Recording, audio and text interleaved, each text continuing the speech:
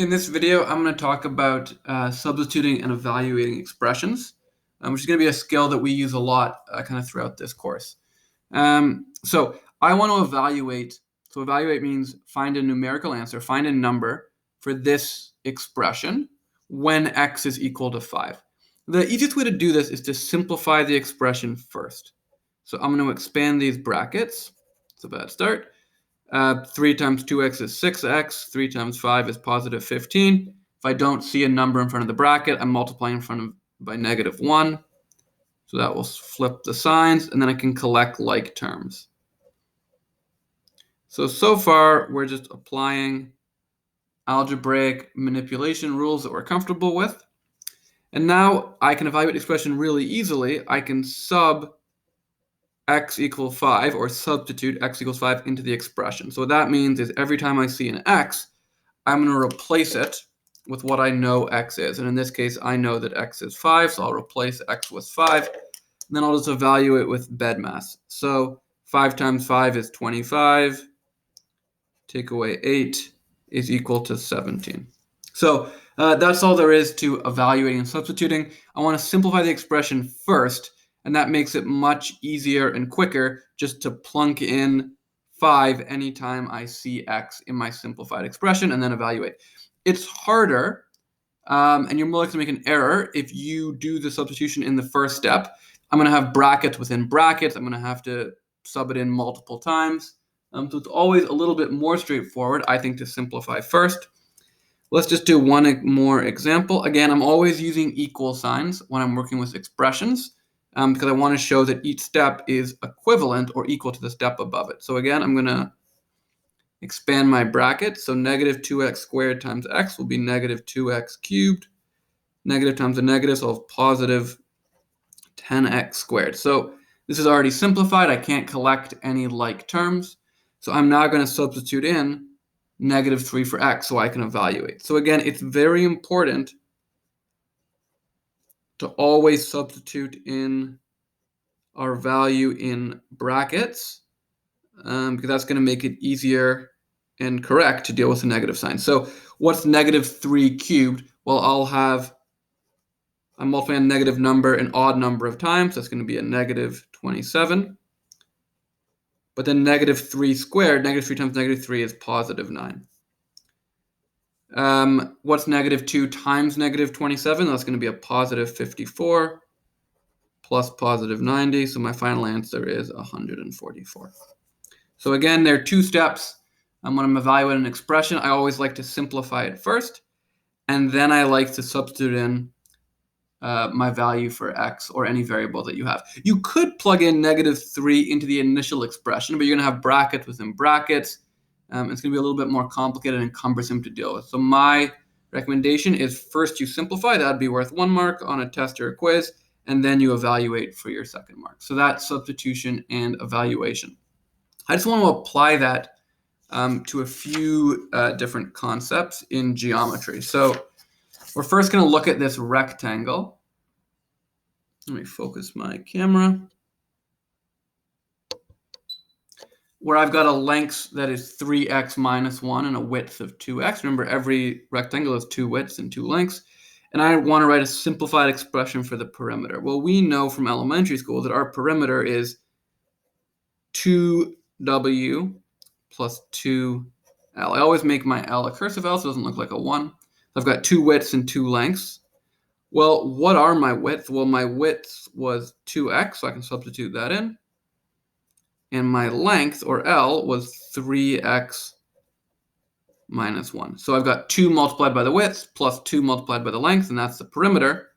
And now I just need to simplify. So here I'm multiplying monomials. Here I'm expanding my bracket.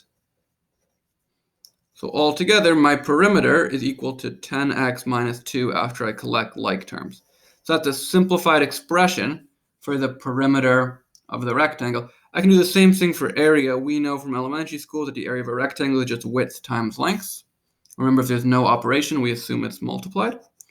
Well, my width was 2x, and my length was 3x subtract 1. And again, I'm just going to expand using the distributive property. 2x times 3x is 6x squared.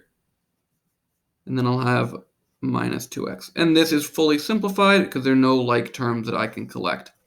So now I have simplified expressions for the perimeter and the area. And the last part of the question says, well, can we evaluate this perimeter and area when x is 9 centimeters? So the perimeter, I've already got this nice simplified expression of 10x minus 2. I don't need to go back and look at my diagram or plug them into the two side lengths. So then I can substitute in, well, we know now that x is 9 centimeters. So the perimeter is going to equal 90 minus 2. So I've got a perimeter that is 88 centimeters. And I can do the same thing. I've already got a nice simplified expression as well for my area, 6x squared minus 2x. And I'm going to substitute in 9 centimeters every time I see x. And again, making sure to always substitute in brackets. So I've got to follow order of operations. I do my exponent first. I'm going to have 6 times 81 minus 18. So 6 times 80 is 480 plus another 6. I'm going to have 486 take away 18. So my area is 468 centimeters. And of course, it's squared because we're working with area. So always remember units. So again, that's just another example of how simplifying an expression is going to then make it easier to evaluate different concepts just by plugging in the value for a variable and then evaluating using BEDMAS. While I've got you watching this video, I do want to go over one more geometry kind of word problem with algebra. We're actually going to solve an equation here for the first time in this video. So we're working with an isosceles triangle. We haven't talked at all about triangles in this course yet, but you probably remember, hopefully from grade 7 or 8, that an isosceles triangle has two sides that are the same, one side that is different. And we know that each leg are 3 centimeters less than twice the base. So the first thing to do in any word problem is we're going to write a let statement to define our variable. So I'm going to let x represent the lengths of the base. And again, in this course, we only want to use one variable and one equation. So we're going to let x represent the lengths of the base in centimeters. I always want to show my units. I could use b for base. I don't like using b's because they look like a 6 for me. So I'm calling this base x. And I don't want to use a different variable for the legs. So I want to make an equation with one variable. What do we know about the legs? It's 3 centimeters less than twice the base. So twice the base would be 2x, and then 3 less than that, so I'll subtract 3. And each leg is, of course, the same. So what's the perimeter of this entire triangle? Well, I've got x, that's the base, plus one leg, and then plus another leg, and that all together is the perimeter, which we know equals 24. Now I'm just collecting my like terms. So I've got 5 x's. I've got -3 and -3, so I've got 5x minus 6 equals 24. When I move the -6 over, I have to add 6, so I've got 5x equals 30. When I divide both sides by 5, x equals 6. So now I've solved the math problem, so therefore the question's asking me how long is the base, so I can say, therefore, the base is 6 centimeters. So that's one example of how I can solve some geometry problems using now what we know about algebra, collecting like terms, and solving equations. Okay, that's all for now. Shoot me an email if you have any questions.